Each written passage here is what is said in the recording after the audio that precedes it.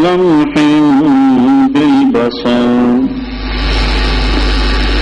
ولقد أهلكنا أشياعكم فهل من مدكر وكل شيء فعلوه في الزبر وكل صغير وكبير مستطر إن المتقين في جنات ونهر في مقعد صدق عند مليك مقتدر صدق الله العظيم.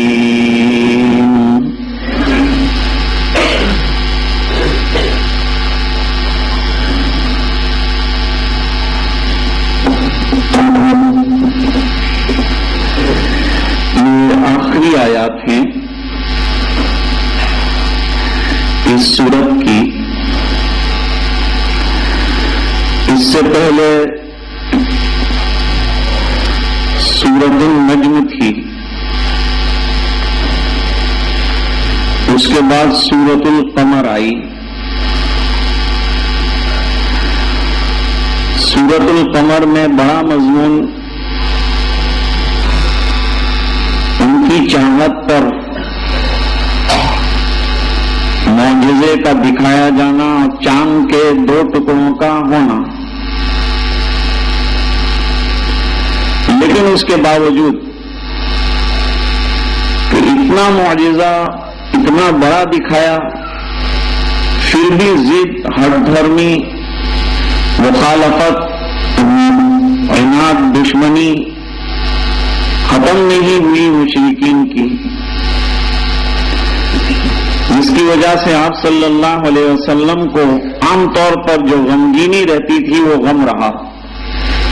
اور یہ اللہ کا نظام ہے کہ جب اللہ کے رسول غمگین ہوتے ہیں تو اللہ کی طرف سے تسلی کا انتظام ہوتا ہے. تو تسلی کے طور پر کیا فرمایا؟ 5 قوموں کے حالات بیان فرمائے اور ان کی سخت مخالفت نبیوں کے ساتھ، ان کی تکذیب، بڑے بڑے معجزات دکھانے کے باوجود ان کا انکار. اس میں 2 چیزیں ملحوظ رکھی گئی.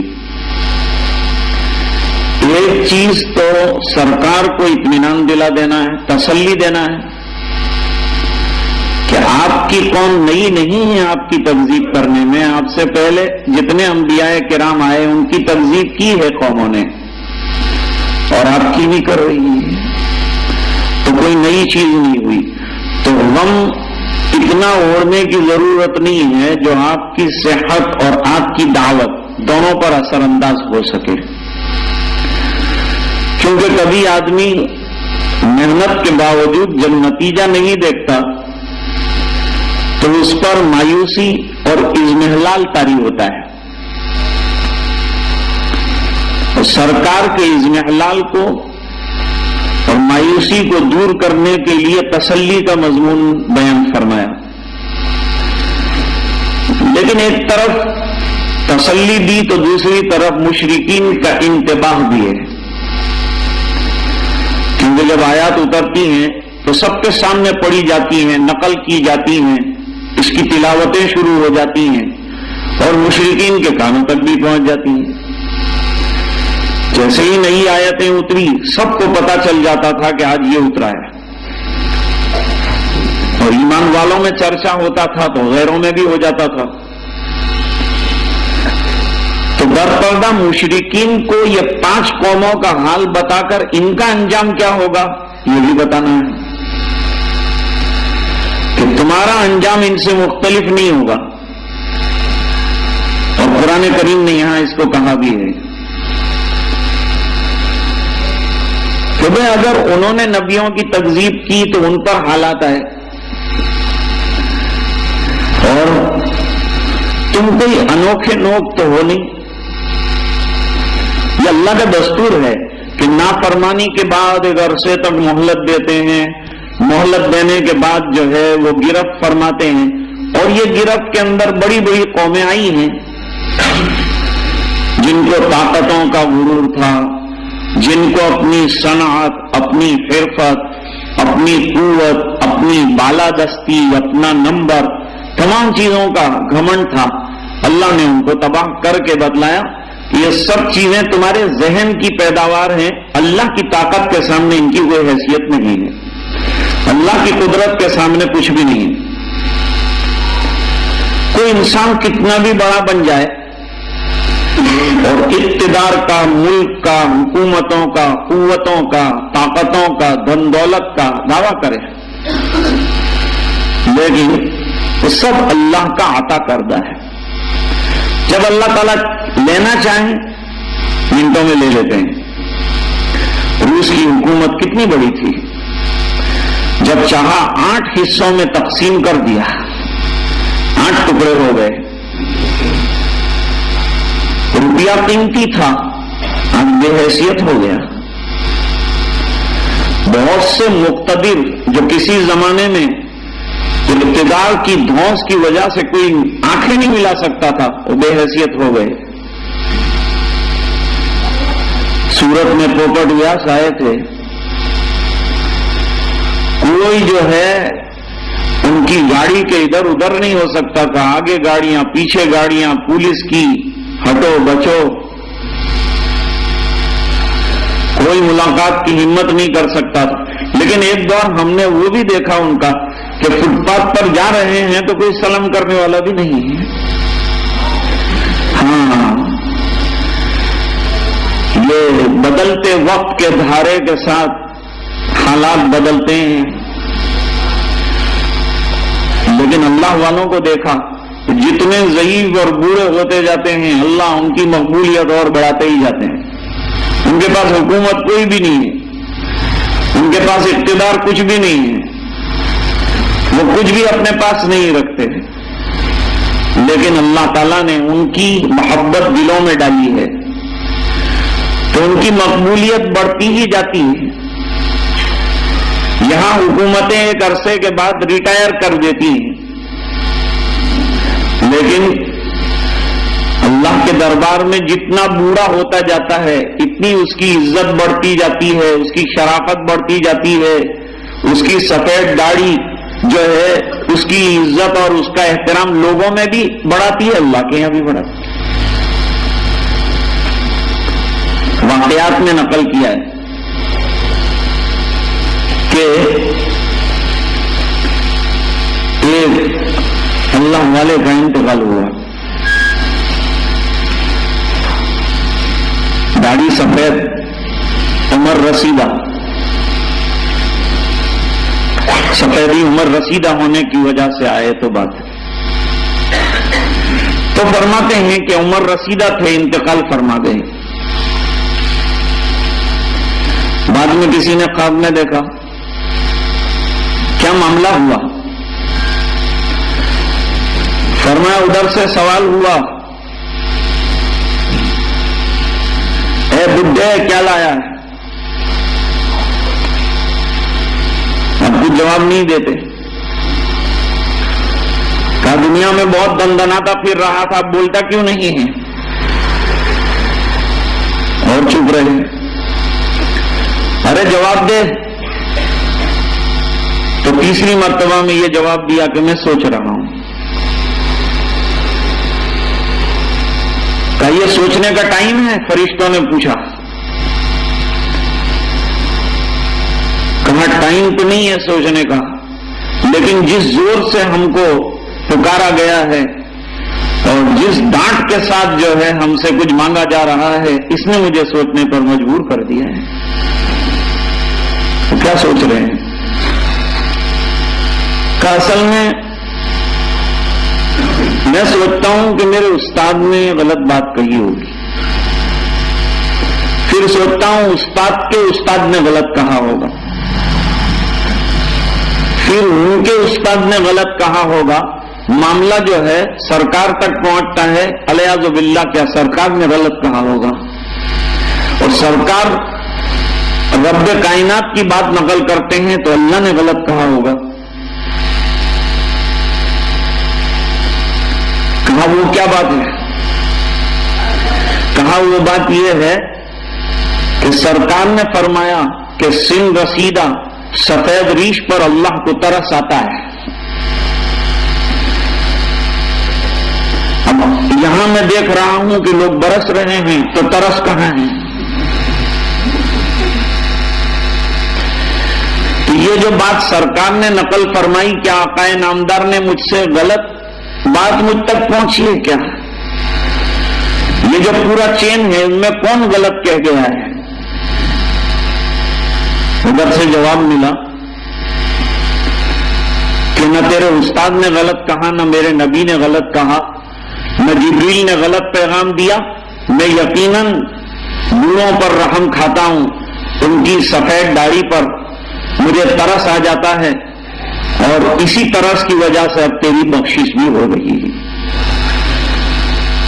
جتنا بوڑھا ہوتا گیا اتنا دربار خداوندی میں بھی مقبول ہے اور دنیا میں بھی مقبول ہے. اللہ والوں کا حال یہ لکھا کہ جتنے معذور ہو جاتے ہیں اتنا لوگوں کا رجوع ان کی طرف زیادہ ہو جاتا ہے. ہمارے حضرت حکیم اختر صاحب رحمت اللہ علیہ کی طرف لاکھوں لوگوں کا بیماری کے عالم میں رجوع، حضرت کچھ بھی نہیں کرتے. حضرت شیخ الحدیث مولانا زکریا صاحب رحمت اللہ علیہ صاحب فرش تھے، لیکن روزانہ سینکڑوں علماء رجوع کرتے تھے. ارے بھائی یہ بول بھی نہیں سکتے، کچھ بھی نہیں کر سکتے. ارے بھائی یہ جو اندر سے دے رہے ہیں وہ ہم باہر سے لے نہیں پا رہے ہیں. یہ ایس کی بات ہے، جو اندرون سے چلتا ہے اور اندرون کو ملتا ہے وہ نہ ظاہراً نظر آتا ہے نہ ظاہراً اس کو محسوس کیا جاتا ہے، لیکن ارباب باطن اس کو محسوس کرتے ہیں. تو بتلایا جا رہا ہے کہ اللہ کی طاقت اور قدرت بہت بڑی ہے، اور اللہ کی نظر میں مشرکین جو ہیں یہ انوکھی چیز نہیں ہے. وہ جس طرح سے آپ کے ساتھ برت رہے ہیں یہ سوچ کر کہ ان کو کچھ نہیں ہوگا، تو کیا یہ لوگ ایسا کوئی برات نامہ لکھوا کے لائیں؟ ام لکم برات فی الزبر، کیا کتابوں میں لکھوا کے لائیں؟ زبور لکھی ہوئی مستور چیز کو کہتے ہیں، اور حضرت داؤد علیہ السلام کو ملنے والی کتاب کا نام بھی زبور ہے، وہ بھی لکھی ہوئی ملی تھی. تو کیا یہ لکھوا کے لائے ہیں اللہ کے یہاں سے کہ تم کچھ بھی کرو تم فری ہو؟ جیسا کہ مسلمان آج سمجھتے ہیں کہ ہم نے کلمہ پڑھا ہے ہم بھی کچھ بھی کر سکتے ہیں، ہم کو کوئی کچھ نہیں کہہ سکتا.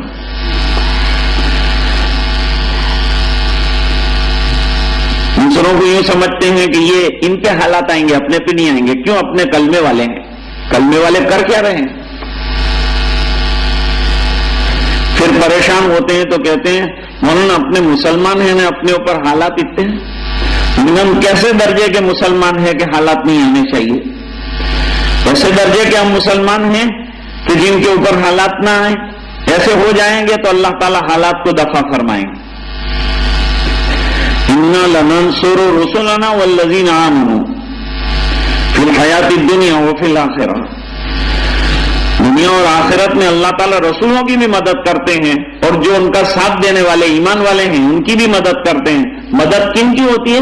جو سچے ایمان والے ہیں. وَلَا تَهِنُوا وَلَا تَحْزَنُوا وَأَنْتُمُ الْأَعْلَوْنَ إِن كُنتُم مُّؤْمِنِينَ. حق یہ ہے کہ تم سچے پکے ایمان والے بنو تو پھر اللہ کی مدد بھی آئے گی، اللہ کی نصرت بھی آئے گی. اللہ کی مدد کے وعدے غلط تو نہیں ہو سکتے، ہم غلط ہو سکتے ہیں، ہماری کچھ غلطیاں ہو سکتی ہیں، لیکن غلط آدمی کو اپنی غلطی کا احساس نہیں ہوتا. یہ سب سے بڑی غلطی ہے اس کی. دنیا میں آج جتنی باطل طاقتیں ہیں اور جتنے باطل فرقے ہیں ان کی سب سے بڑی کمزوری یہ ہے کہ ان کو اپنا باطل ہونا اور بطلان والا ہونا سمجھ میں نہیں آ رہا. اگر سمجھ میں آ جاتا تو وہ حق کی طرف کیوں نہیں آ جاتے؟ وہ باطل والا اس محنت پر لگا ہوا ہے کہ وہ باطل کو حق کیسے ثابت کرے. مشرکین یہی کر رہے تھے کہ وہ غلط تھے، لیکن ان کی کوششیں یہ تھی کہ وہ باطل کو حق جو ہے وہ ثابت کرنے کی کوشش کر رہے تھے. جیسے بت پرستی غلط چیز ہے، لیکن وہ کہہ رہے تھے کہ ہم ان کو کہاں خدا مانتے ہیں، ہم تو ان کو سفارشی مانتے ہیں اور گندوت ہم کر رہے ہیں ان کے سامنے. تو کیوں کر رہے ہیں؟ یہ لوگ آئندہ کام آنے والے ہیں. ان کے ذہنوں کے اندر یہ بات بٹھائی. میں نے بچوں کو بتلایا کل کہ جب آدمی صحیح راستے پر نہیں ہوتا تو شیطان اس کو کیسی پٹی پڑھاتا ہے. ویسے تو نظائر اس کے بہت ہیں، دلائل اس کے بہت ہیں. اب کسی کو کہا کہ بھئی یہ تعزیے کے نیچے بچے کو لٹانے سے اور اس کے سامنے منت ماننے سے کیا، تم کو سمجھ نہیں پڑ سکتی، تم کو معرفت نہیں حاصل ہے. ہم کو تو ایسے کاغذوں کے بتوں کی معرفت واقعی حاصل نہیں ہے. اللہ کی معرفت حاصل ہو تو اچھا ہے، کاغذ کی معرفت حاصل کر کے کیا کرنا. کہ یہ لوگ کیا دے سکتے ہیں آپ کو کیا معلوم. ارے بھائی یہ چونگے، ارے تم نے چونگے کھائے کہاں، تم کو کیا معلوم اس میں کیا خوبیاں ہیں. تو غلط کام بھی کرتے ہیں، لیکن جو لوگ ان کو جا کے کہتے ہیں کہ انہوں نے غلط کہا، وہ لوگ نہیں سمجھ سکتے. اپنی حقیقت کو سمجھنا سب کی بات نہیں ہے بس کی. یہ کیا جانے اللہ والوں کو، یہ کیا جانے مرتبوں کو، یہ وسیلوں کو کیا سمجھ سکتے ہیں. وسیلہ کو منع نہیں کیا ہے ہم نے. بزرگوں کا وسیلہ آپ رکھیں، سرکار کا وسیلہ رکھیں. یہ بحث رہی ہے کہ وسیلہ کس کا لے سکتے ہیں اور کیا وسیلہ لینا ضروری ہے. فقہاء نے لکھا کہ لازم نہیں ہے. آپ دعاؤں میں کوئی حوالہ دے دیتے ہیں کہ یہ مرحوم نے بہت اچھے اچھے کام کیے ہیں، اگر یہ تیرے مقبول بندے ہیں تو اللہ ان کی نیکیوں کی برکت سے تو ہمارا کام بنا دے. یہ نہیں کہنا ہے کہ بابا تم کام بناؤ، بابا کام نہیں بنا سکتے، اس لیے کہ بابا کا کام بھی اللہ بناتے ہیں. ہم عقیدوں کو ٹھیک کرنے کو ہیں، غلط جو نظریہ ہے اس کو تھوڑا سا ڈائیورٹ کرنا ہے. اہل اللہ کو نہ ماننا کس کی شامت آئی ہے کہ نہیں مانے گا، مانے گا لیکن درست طریقے سے مانے گا. اب کسی زندے کا وسیلہ لے سکتے ہیں کہ نہیں، یہ بھی ایک بحث رہی ہے. بھائی زندوں کا بھی وسیلہ لے سکتے ہیں. نبی کریم صلی اللہ علیہ وسلم کے وصال کے بعد جب بارش میں مانگنے کا موقع آیا تو حضرت عباس کو آگے کیا کہ اللہ ہم تیرے نبی کے چچا کو آگے کرتے ہیں، ان کی چہرے کی برات اور نور اور یہ خاندان کی عظمتوں کی برکت سے اللہ بارش برسا دے. اور اللہ نے بارش برسائی، لیکن مانگنا اللہ سے، خالی ان کو آگے کیا ہے. لیکن اگر کوئی آگے نہ کرے، وسیلہ نہ چاہے اور ڈائریکٹ اللہ سے مانگے تو کیا منع ہے؟ نہیں منع ہے. مانگنے کا طریقہ بتا دیا ہے. پورا قرآن کریم اٹھاؤ، نبیوں نے دعائیں کی، اللہ سے مانگا اور امت کو مانگنے کا طریقہ بتایا. ہمارے افریقہ کے ساتھی اس روز آئے تھے تو انہوں نے یہی کہا کہ امام حرم کو کہا کہ حضرت دعا فرمائیے حرم میں، تو جواب دیا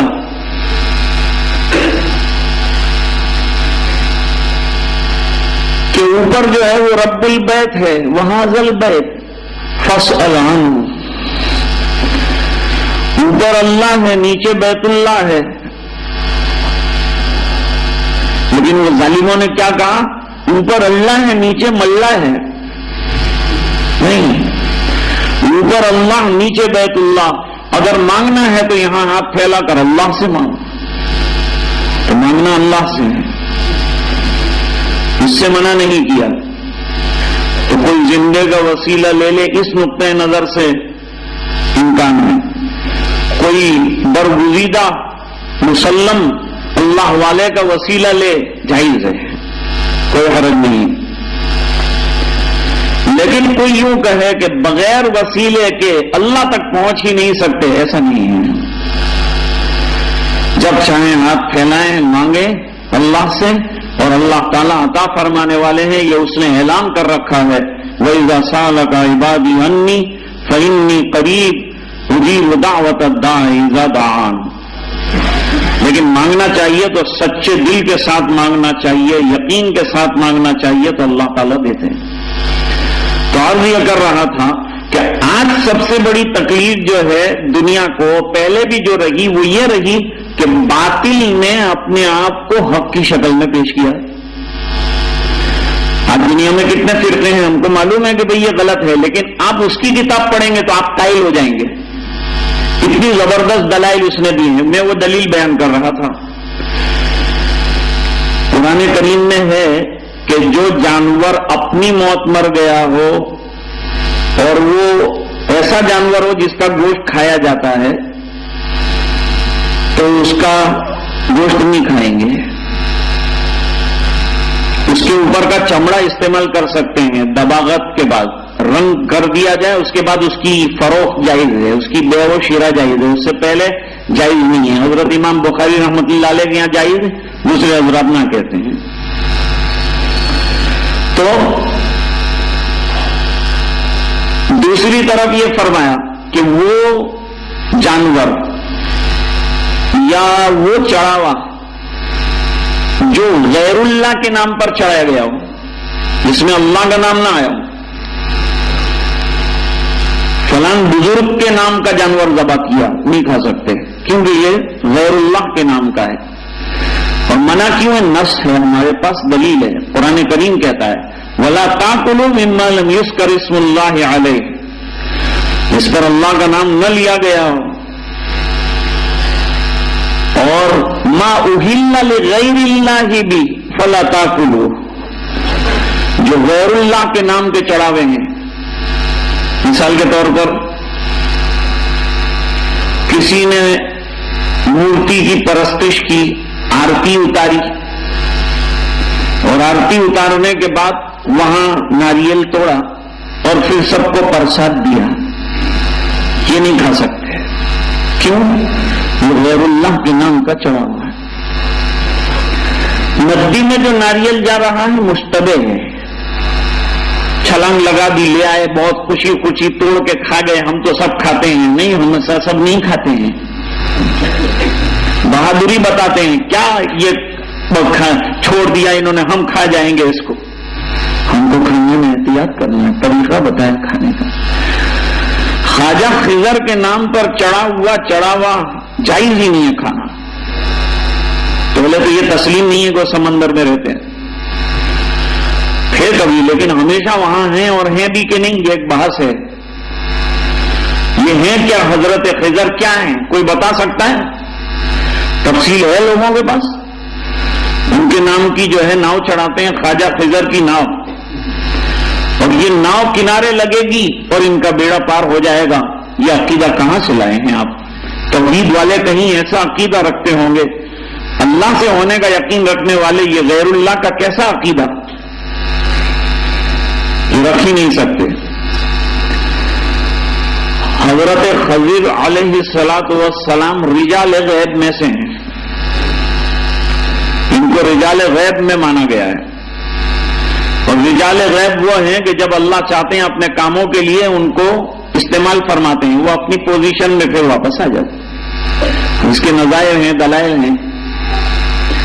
قاضی ثناء اللہ پانی پتی رحمت اللہ علیہ نے تفسیر مظہری میں لکھا کہ یہ اصل میں میت یعنی مردوں میں ہے، لیکن اللہ جب چاہتے ہیں ان کو زندگی عطا فرما کر اپنے مخصوص کام ان سے لیتے ہیں، تقویم کے کام اس سے لیے جاتے ہیں، تو ان کے نام کا چڑھاوا نہیں کھا سکتے۔ کوئی جانور ذبح کرے اور یوں کہے کہ میں نے حضرت خواجہ غوث اعظم رحمت اللہ علیہ کے نام پر تجھے ذبح کرتا ہوں اے بکرے، تو فرماتے ہیں نہیں کھا سکتے۔ لیکن اگر یوں کہے کہ میں اللہ کے نام پر ذبح کرتا ہوں اس نیت کے ساتھ کہ اس کا اجر غوث اعظم رحمت اللہ علیہ کو پہنچ جائے، تو یہ عقیدہ صحیح ہو جائے۔ عقیدے میں تو بات اتنی ہے کہ ریڈیو اسٹیشن کے اوپر ادھر آکاشوانی آتا ہے، ادھر BBC آتا ہے، دونوں کے بیچ میں گڑبڑ آتا ہے۔ بس اگر اسٹیشن صحیح سننا کیا ہے آپ کو اس کے اوپر دار و مدار ہے، عقیدہ اپنے آپ کو صحیح اسٹیشن پر رکھ دینے کی بات ہے۔ یہاں تقدیر کا عقیدہ بھی بیان کیا ہے آخر میں، کیونکہ تقدیر کے عقیدے میں ان کو بڑی بحث تھی مشرکین کو۔ وہ کیا کہتے تھے؟ تم کہتے ہو سب لوہے محفوظ میں لکھ دیا، تو لوہے محفوظ میں کتنا لکھا ہے؟ یہ ارب ہا کرب اور کرب ہا کرب لوگ ہیں، تو کتنا لکھا ہے لوہے محفوظ میں؟ اس مسئلے کو ہمارے حجت الاسلام حضرت مولانا قاسم العلوم نانوتوی رحمت اللہ علیہ نے حل فرمایا ہے۔ وہ کیسے؟ ایک رشی مونی نے سوال کیا تھا۔ سوال یہ کیا کہ آپ کے کہنے کے مطابق لوہے محفوظ کتنا بڑا ہوگا؟ پوچھا بھائی آپ کہنا کیا چاہتے ہیں؟ اور میں یہی کہنا چاہتا ہوں کہ آپ کہتے ہیں کہ ہر چیز لکھی ہوئی ہے، نوشت ہے، تقدیر اللہ کے یہاں طے، اسی کے مطابق سب ہوتا ہے، تو آخر لوہے محفوظ ہے کتنا بڑا؟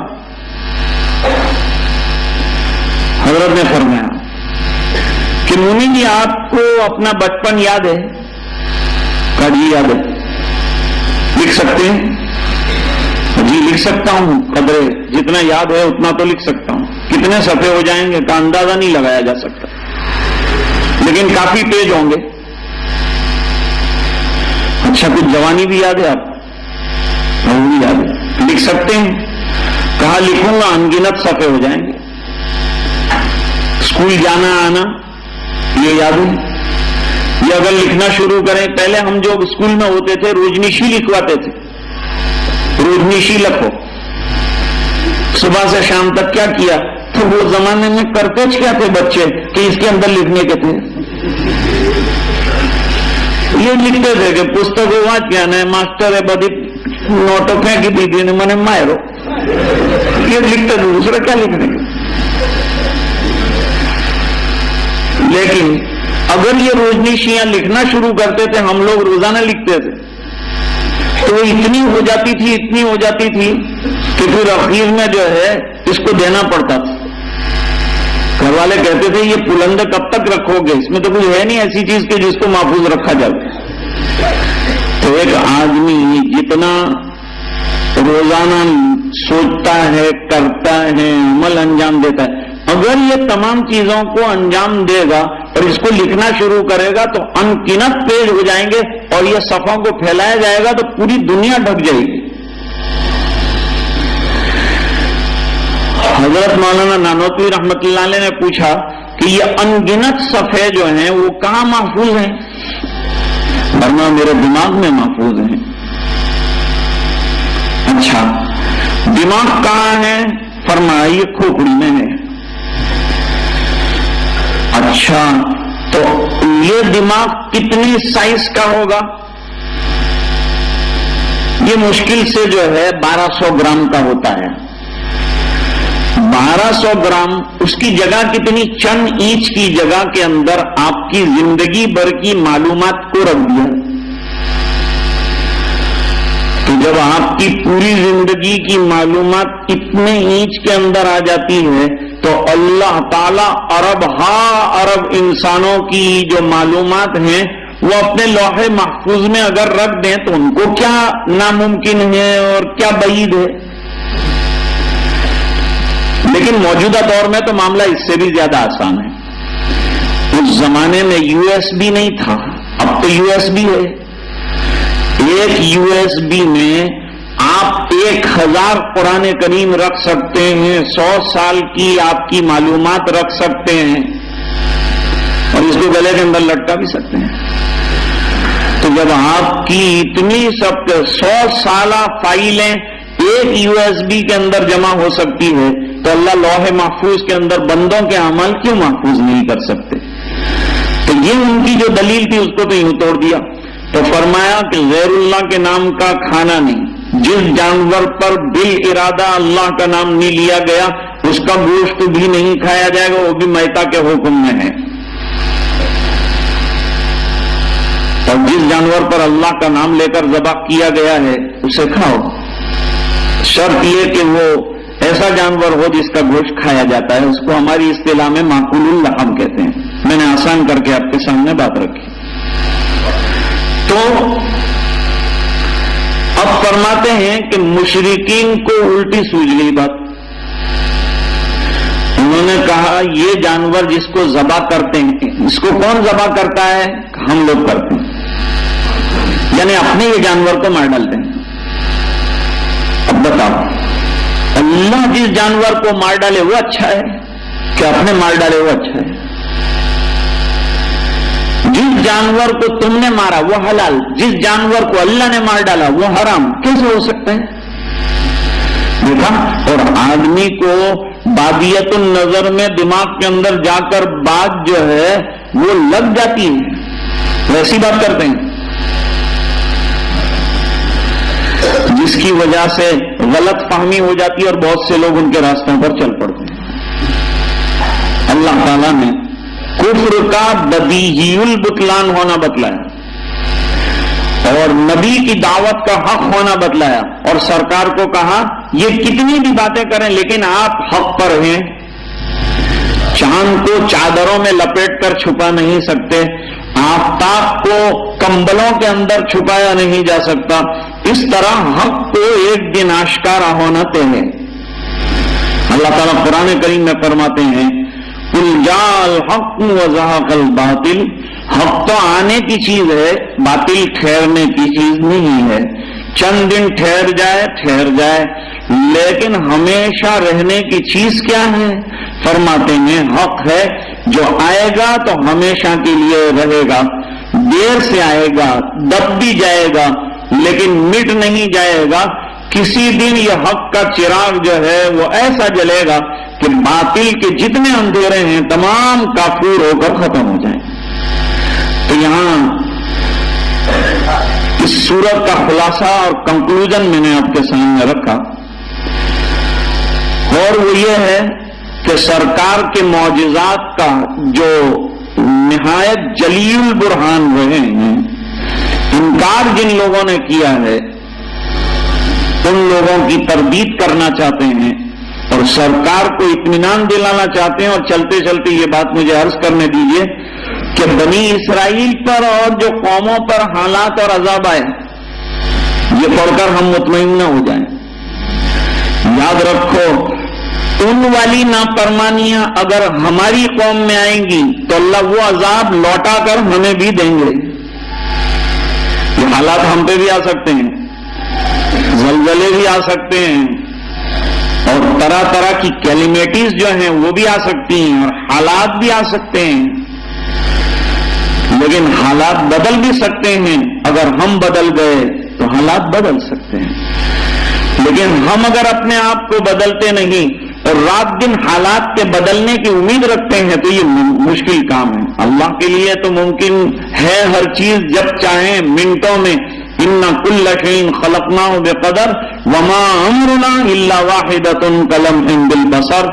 ارے پلک جھپکنے کی مقدار میں اللہ اپنے امر کو نافذ کر دیں گے، منٹوں میں نافذ ہو جائے گا. لوگ بیٹھے تھے ایک دم سے زمین ہلنے لگی، مکانات پتوں کے محل کی طرح گر گئے اور وہ نگری جو شاندار تھی اچانک کھنڈرات میں تبدیل ہو گئی. یہ تاریخ بتاتی ہیں، یہ دنیا نے دیکھا ہے اپنی آنکھوں سے. اور مشرکین کو کہا کہ تم اگر اپنے انجام کو اگر یہی حال میں رہ کر دیکھنا چاہتے ہو تو اپنے مختلف اسفار میں چاروں طرف پھیلے ہوئے پرانے کھنڈرات پر نظر ڈالو اور اپنے انجام کو ان کھنڈرات کی تاریخ میں اور اس آئینے میں ذرا دیکھ لو. جو ان کے ساتھ ہوا وہ تمہارے ساتھ ہو سکتا ہے. اگر کوئی امتی یوں کہے کہ ہم نبی والے ہیں، ہم سرکار والے ہیں، سرکار نے ہمارے لیے دعا کی ہے، ہم ایک ہی دفعہ میں مٹ نہیں جائیں گے، لیکن مختلف احوال کے آنے کو نہ نہیں کہا ہے۔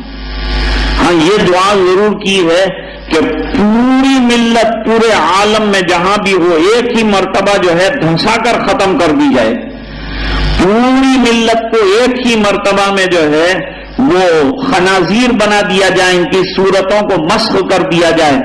ان تمام سے محفوظ رکھے جانے کی دعا اللہ سے کی ہے سرکار نے، اور اللہ نے قبول بھی فرمائی۔ لیکن یلبسکم شیعا، لیکن آپس کے اختلافات، اب لوگ محنت کرتے ہیں کہ یہ متحد ہو جائیں اور ایک ہو جائیں، دعا ضرور کرنی چاہیے، لیکن ایک ہونا مشکل ہے، کیونکہ یہ فرقہ بندی کا سلسلہ جو ہے یہ ہمارے بچاؤ کی شکل ہے۔ حضور اس پر راضی ہوئے، دعا تو یہ کی تھی کہ میری امت ایک رہے، کوئی فرقہ نہ رہے اور کوئی جو ہے گروہ بندی نہ رہے، لیکن اس کو قبول نہیں فرمایا گیا۔ فرمایا گروہ بندی کے ساتھ رہو گے تمہارا وجود رہے گا، مٹا کے بالکل تمہیں جو ہے تہس نہس نہیں کر دوں گا، اور تمہیں ایسا گمنام کہ دنیا میں کوئی تمہارا نام لینے والا نہ ہو، ایسا نہ رکھ۔ یہ تو سرکار کے قدموں کی برکت رہی ہے، لیکن ہمیں ان تمام چیزوں کو ملحوظ رکھ کر بے فکر نہیں ہونا۔ ہر وقت جو ہے اللہ کی پکڑ سے ڈرنا، اللہ کے عذاب سے ڈرنا۔ سرکار کے ہوتے ہوئے کوئی عذاب آنے کے امکانات نہیں ہیں، اس کے باوجود سرکار جو ہے تیز ہوا پر ڈرتے ہیں اور آندھی آنے پر مسجد میں چلے جاتے ہیں۔ جلالین شریف میں روایت مختلف محدثین کے طریق سے نقل فرمائی ہے کہ اذا حزبہ امر بادر الی الصلاۃ، کہ جب حضور کو کوئی ہلکی سی بات پیش آتی اور حالات پیش آتے، دوڑ کر مسجد کی طرف آپ چلے جاتے۔ تو اصل تو ہمارا ٹھکانہ ہی اللہ کا گھر ہے، ہماری پناہ گاہی اللہ کا گھر ہے اور اللہ کا دامن ہے۔ اگر امان ملے گی تو وہیں ملے گی، امن ملے گا تو وہیں ملے گا، اور یہ دین کی چادر کے نیچے اپنے آپ کو جتنا ہم لگا کے رکھیں گے، جتنا خرافات فضولیات سے بچائیں گے، اللہ تعالیٰ اسی کی بقدر ہماری حفاظت بھی فرمائیں گے۔ یہ ایک سبق ہو رہا ہے، اور یہ سبق ان سے کہا گیا تھا، ہم کو سنوایا جا رہا ہے، اور خوش طرح باشد کے سر دل برا گفت آیت در حدیث دیگرہ، یہ وہی باتیں ہمارے سامنے نقل ہو رہی ہے۔ قرآن کریم قیامت تک کے لیے آیا ہے، اور ہمیں اس کی نصیحتوں سے پوری طرح عبرت حاصل کرنی ہے، چونک کر بیداری کے ساتھ تیقظ کے ساتھ اللہ سے ڈرتے ہوئے ہمیشہ زندگی گزارنی ہے، کہ کہیں یہ عیش کوشیاں اور اللہ کے دین سے غفلت ہماری کسی گرفت کا سبب نہ بن جائے۔ اللہ تعالیٰ ہم سب کو اس کی توفیق عطا فرمائے۔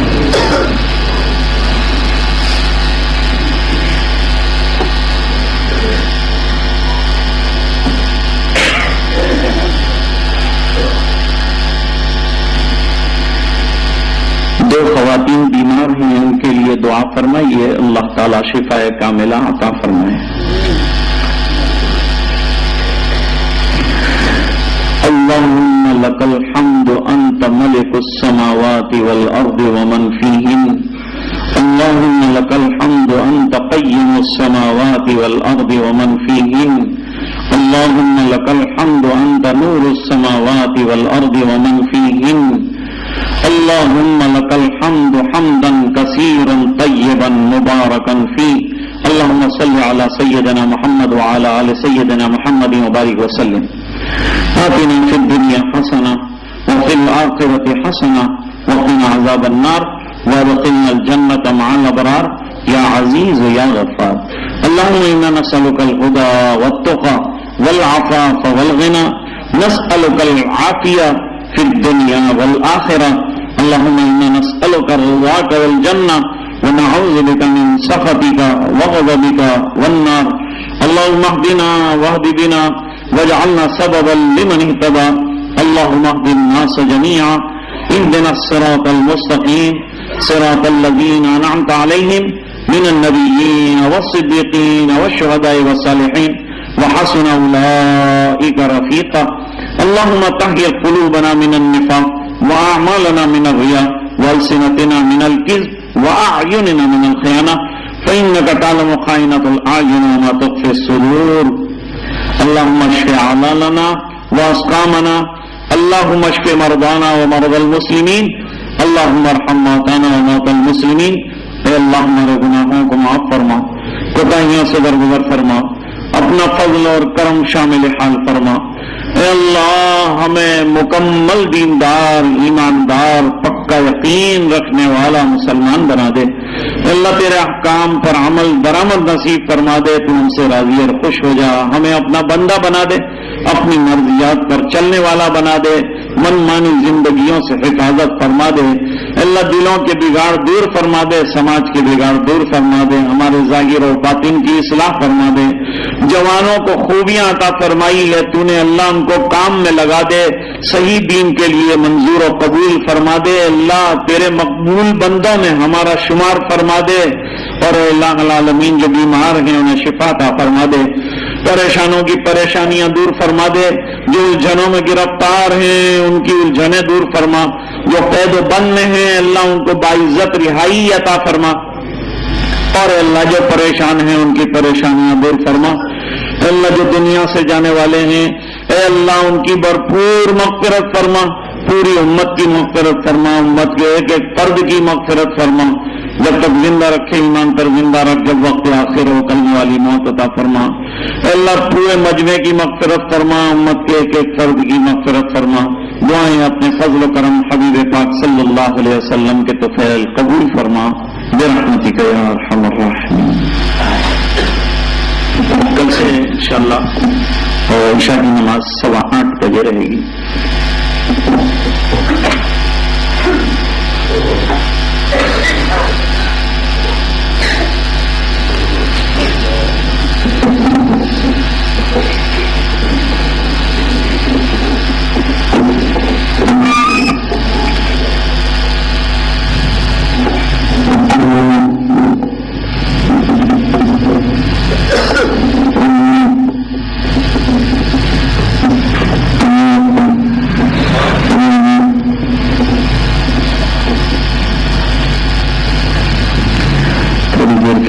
ذکر کریں گے انشاءاللہ اور اس کے بعد تھوڑی دیر کے لیے مراقبہ کریں گے جو حضرات اس سلسلے میں منسلک ہیں ان سے کہا گیا تھا پہلے بھی 200 مرتبہ لا الہ الا اللہ کا ورد کرنا کم سے کم اور 200 مرتبہ استغفار استغفر اللہ ربی من کل ذنب واتوب الیہ یہ چھوٹا اور مختصر ہے دوسرے بھی استغفاریں جو ان سا پڑھنا چاہیے تیسرا یہ ہے کہ درود پاک 200 مرتبہ کم سے کم پاؤ پارا غیر حافظ قرآن کریم ضرور پڑھیں اور جو حافظ ہیں وہ کم سے کم ایک پارا پڑھیں اور تھوڑی دیر کے لیے روزانہ مراقبہ کریں مراقبہ اللہ کی رحمت کے انتظار میں اللہ کے دھیان میں بیٹھنے کا نام ہے اور جب ہم اللہ کے دھیان میں بیٹھیں گے تو اللہ کی رحمتیں متوجہ ہوں گی متوجہ ہیں لیکن اور بھی زیادہ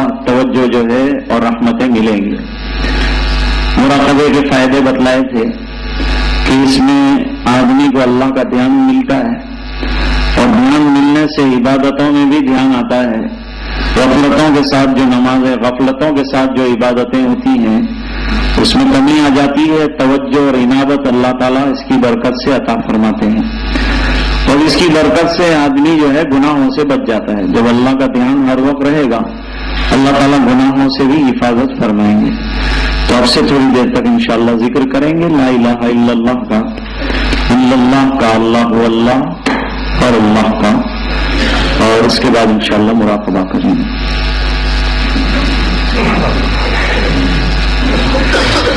یار رگے یار اب تو میرا اور میں تیرا یار رہوں تم سے فقط مجھ کو محبت خلق سے میں بیزار رہوں ہر دم ذکر و فکر میں تیری مست رہوں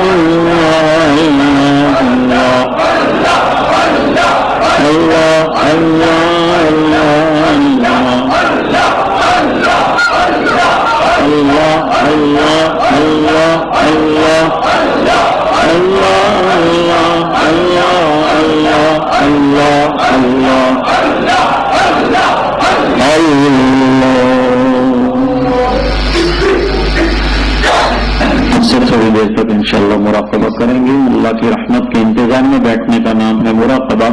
آنکھیں بند ہو، جسم میں نقل و حرکت نہ ہو، اور لگاتار ایک ہی تصور رکھا جائے.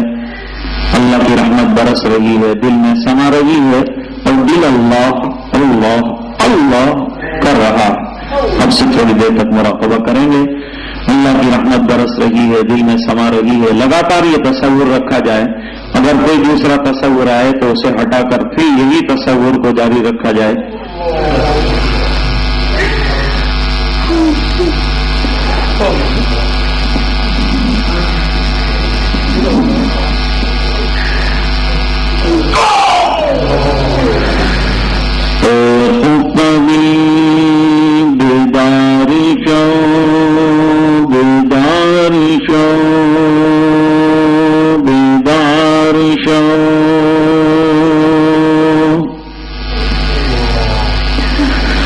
غفلت میں ڈوبے ہوئے دل جاگ جا.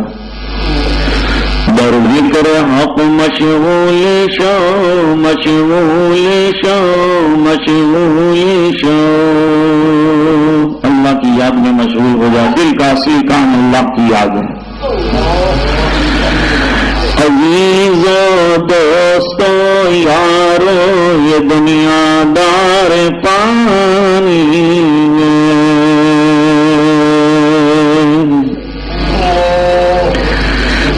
سے مت لگاؤ تم لحد میں جان بنانی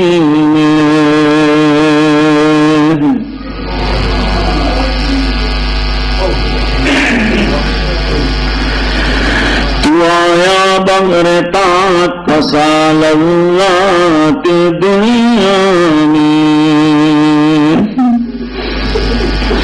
عقل کھوئی گئی تیری کیسی نادانی.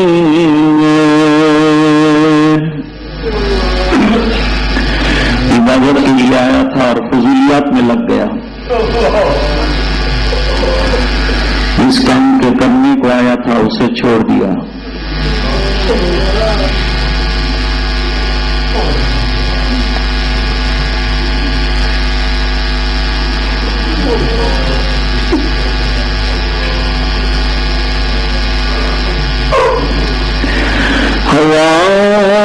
پولیس والا دل بدل دے، میرا غفلت میں ڈوبا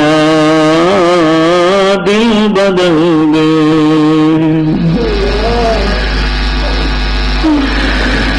بدل دے دل کی دنیا، دل بدل دے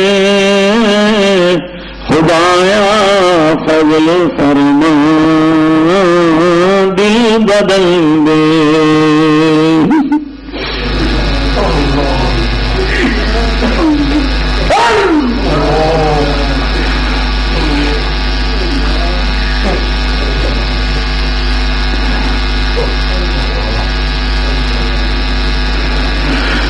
گناہگاری میں کب تک عمر کاٹوں،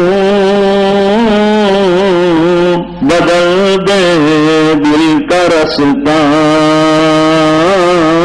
دل بدل دے،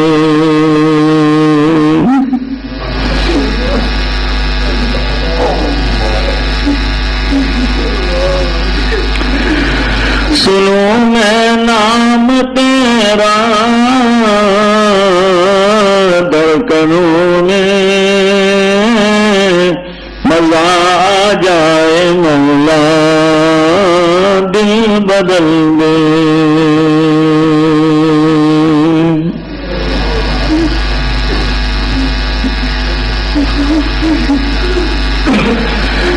ہٹا لوں آنکھ اپنی ماں سوا سے، جیوں میں تیری خاطر دل بدل دے،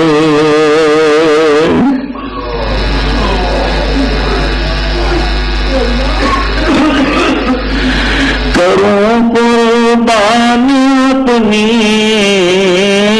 ساری خوشیاں، تو اپنا غم عطا کر دل بدل دے،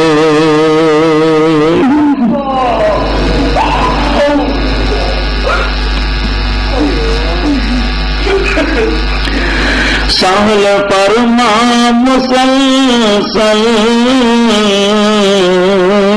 یاد اپنی، خدایا فضل فرما دل بدل دے،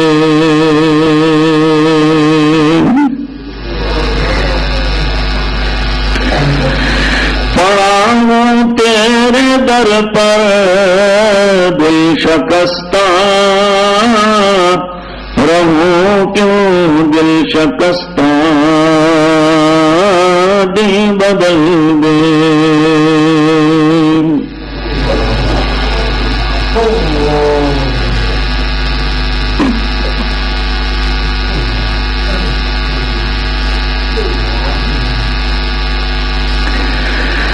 تیرا ہو جاؤں اتنی آرزو ہے، بس اتنی ہے تمنا دل بدل دے،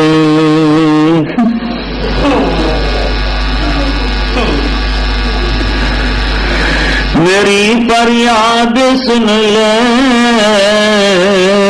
میرے مولا، بنا دے اپنا بندہ دل بدل دے،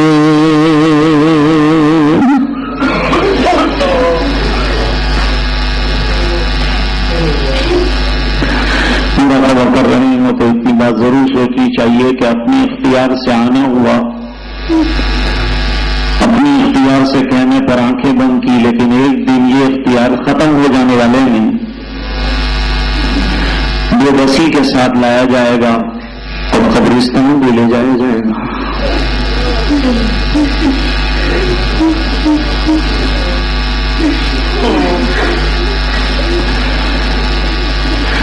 تین تجھے گڑی آئی دیتا ہے منادی، گردون گڑی عمر کی ایک اور گھٹا دی،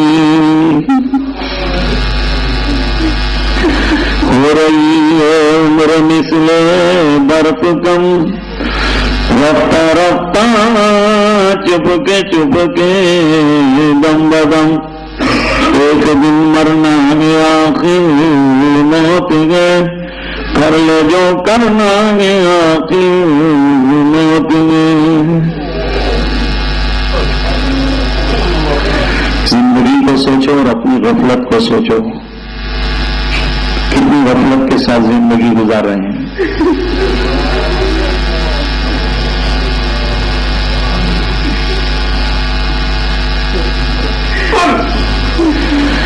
یہ چمن ویراں بھی ہوگا، یہ خبر بلبل کو دو، تاکہ اپنی زندگی کو سوچ کر قربان کرے۔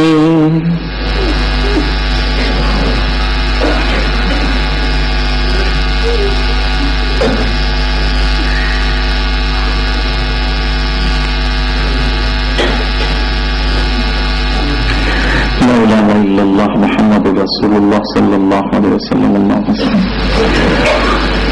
اللهم صل على سيدنا محمد وعلى آل سيدنا محمد وبارك وسلم۔ آتنا في الدنيا حسنة وفي الآخرة حسنة وقنا عذاب النار، وقنا عذاب القبر، وقنا عذاب الحشر، وقنا عذاب الفقر، وقنا عذاب الدين، واحشرنا يوم القيامة مع الأبرار۔ ربنا لا تزغ قلوبنا بعد إذ هديتنا وهب لنا من لدنك رحمة إنك أنت الوهاب۔ ربنا إنك جامع الناس ليوم لا ريب فيه إن الله لا يخلف الميعاد۔ ربنا اغفر لنا ذنوبنا وإسرافنا في أمرنا وثبت أقدامنا وانصرنا على القوم الكافرين۔ ربنا هب لنا من أزواجنا وذرياتنا قرة أعين واجعلنا للمتقين إماما۔ اللهم افتح أقفال قلوبنا بذكرك وأتمم علينا بنعمتك واصبر علينا من فضلك واجعلنا من المهتدين واجعلنا من الذين لا خوف عليهم ولا هم يحزنون۔ اللهم إنا على تلاوة القرآن وذكرك وشكرك وحسن عبادتك۔ اے اللہ ہمارے گناہوں کو معاف فرما، کوتاہیوں سے درگزر فرما، اپنا فضل اور کرم شامل حال فرما۔ اللہ بہت بڑے مجرم ہیں، اللہ بہت بڑے پاپی ہیں، اللہ بہت بڑے خطا کار ہیں، اللہ گناہ گار ہیں، ریاکار ہیں، ضیاکار ہیں، اللہ پھر بھی تیری رحمتوں کے امیدوار ہیں، اللہ تیری مغفرت کے خواستگار ہیں۔ اللہ اپنے دروازے سے محروم نہ فرما، کرم کی بھیک دے دے۔ اللہ تو نے معاف فرما دیا تو تیری شان میں کوئی کمی نہیں آئے گی، ہم جیسوں کی بگڑی بن جائے گی، اللہ ہماری بگڑی بنا دے۔ اللہ یہ ہمیں اقرار ہے کہ تو نے دین کی زبردست ذمہ داری دی تھی، ہم اس کی قدر نہ کر سکے۔ اے اللہ دین ہمارے ہاتھوں سے رسوا ہوتا رہا، ہمارے گھروں میں رسوا ہوتا رہا، ہم سرکار کی سنتوں کو تش تش باندھ کرتے رہے۔ اے الہ العالمین ہماری ان تمام جرائم کو درگزر فرما دے۔ اللہ اپنی شان کریمی کو دیکھتے ہوئے ہمارے گناہوں کو معاف فرما دے۔ اے اللہ اتنے بڑے جرائم اگر دنیا کے کسی بڑے آدمی کے سامنے آئے، وہ کان پر ہاتھ رکھ کر کہے گا اتنے بڑے مجرم کو معاف نہیں کیا جا سکتا، لیکن اے اللہ تو بہت بڑا کریم ہے، اور تو کریموں کا کریم ہے۔ اللہ تو رحیموں کا رحیم ہے، تو رحمان الدنیا والآخرہ ہے۔ اے اللہ اپنے فضل سے ہمارے جرائم کو درگزر فرما دے۔ اے الہ العالمین اپنی شان کریمی سے ہمارے گناہوں پر آپ کو درگزر کی قلم چلا دے۔ اے اللہ معافی کے پروانے عطا فرما دے۔ اے اللہ اگر تو نے دے دیا تیری شان میں کوئی کمی نہیں آئے گی، ہم جیسوں کی بگڑی بن جائے گی۔ اے اللہ تیرے دروازے کے علاوہ کوئی دروازہ نہیں جہاں جا کر ہم بھیک مانگیں گے، جہاں جائیں گے ٹھکرانے کے علاوہ کچھ نہیں ملے گا۔ اے اللہ جا جا کر دیکھ لیا، در در کی ٹھوکریں کھا کے دیکھ لیا، اب تیرے در پہ آئے ہیں، اپنے دروازے سے محروم نہ فرما۔ اے الہ العالمین کرم کی بھیک دے دے۔ اللہ مغفرت کے فیصلے فرما دے۔ اللہ ہمارے دلوں کے بگاڑ دور فرما دے، ہمارے ذاکر اور باطن کی اصلاح فرما دے۔ اللہ دلوں کو ذاکر بنا دے، جسم کو اللہ تیرے احکام پر پورا عمل کرنے والا بنا دے۔ اللہ زبان پر تیری یاد جاری فرما دے۔ اللہ یہ تیرا کرم ہے کہ تو نے اپنے یاد کی ہمیں اجازت نہیں، حکم دے دیا۔ اے اللہ اس کی ہمیں قدر نصیب فرما دے۔ اللہ ہمارے غفلت والے اوقات کو اللہ تیری یادوں سے بدل دے، یادوں بھری زندگی عطا فرما۔ فضولیات سے بچا دے، خرافات سے بچا دے، پریشانیوں سے بچا دے۔ اللہ 100% دیندار بنا دے، ایماندار بنا دے، باحیا بنا دے، با اخلاق بنا دے، 100% نماز با جماعت پڑھنے والا بنا دے۔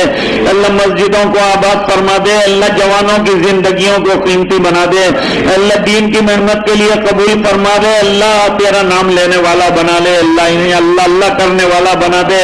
اے اللہ میدانوں سے نکال کر تیرے گھر کو آباد کرنے والوں میں ان کو داخل فرما دے، اپنے کام کے لیے انہیں منظور قبول فرما لے۔ اے اللہ ہم سب کو اللہ جمع ہونے کو قبول فرما، تیرا نام لینا ہمیں تو نہیں آتا اور نہ ہاتھ پھیلانا آتا ہے اور نہ مانگنا آتا ہے، اللہ یہ بے ادبیوں کو معاف فرما دے، جو مانگنا تھا نہ مانگ سکے عطا فرما دے، اور جو مانگنے میں بے ادبی ہوئی درگزر فرما دے۔